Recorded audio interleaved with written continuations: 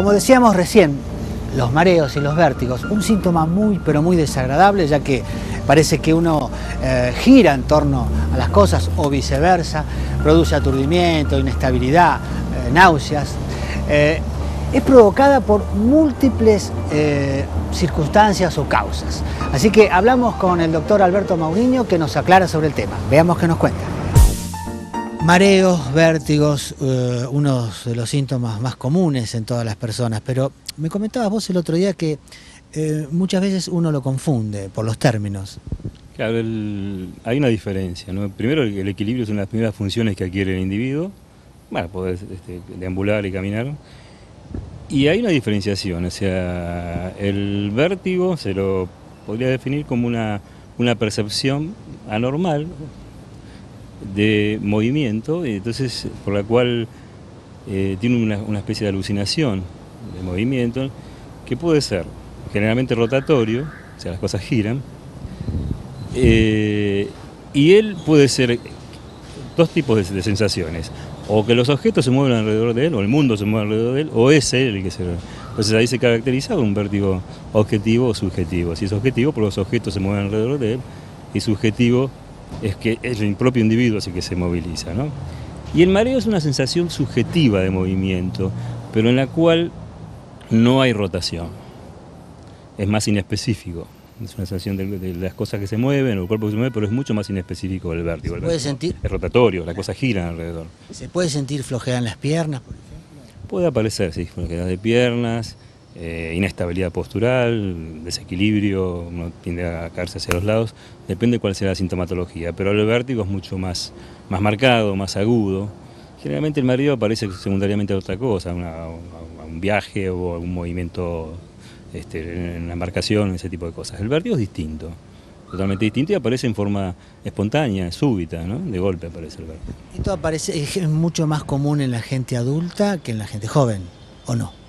Depende de la patología, o sea, el sistema vestibular que está en vecindad, ¿no es cierto?, con el oído interno, forma parte del sistema del oído interno, puede estar afectado en forma de un solo lado o de los dos lados, porque hay un equilibrio. Nosotros tenemos un sistema vestibular de cada lado del cuerpo, a la izquierda y a la derecha, y el normal funcionamiento depende del equilibrio del nervio vestibular, que funcione equilibradamente. Cuando se desequilibra aparece el cuadro de vértigo.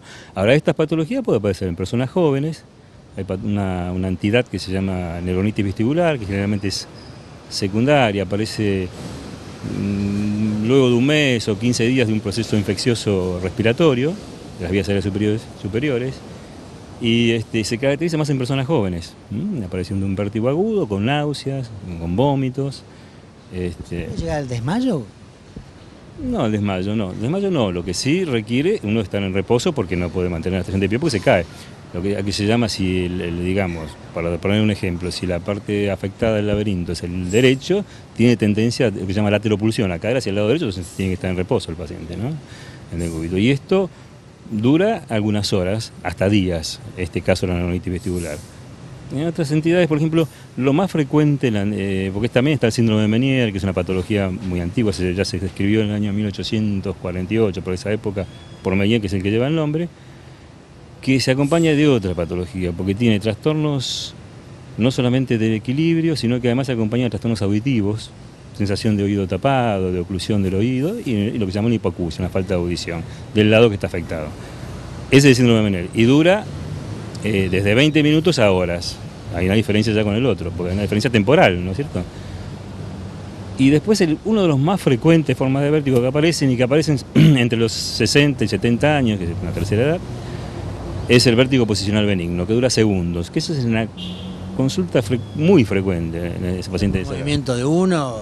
En general se desencadena por los movimientos de la cabeza. Suele ser secundario a un traumatismo o a una infección viral del sistema auditivo. También se acompaña de náuseas, de vómitos, pero se desencadena con los cambios de posición de la cabeza. Generalmente aparece acostado con los movimientos laterales durante el sueño, o puede aparecer cuando se quiere incorporar el paciente, y ese sí es muy frecuente a la edad un poco más avanzada. Pero lo que pasa es que es más benigno y tiene una duración mucho más corta. De todas maneras, hay muchas cosas que favorecen los mareos, o sea, de múltiples situaciones. anemia, medicamentos, en fin. Sí, hay medicamentos, o sea, el vértigo puede...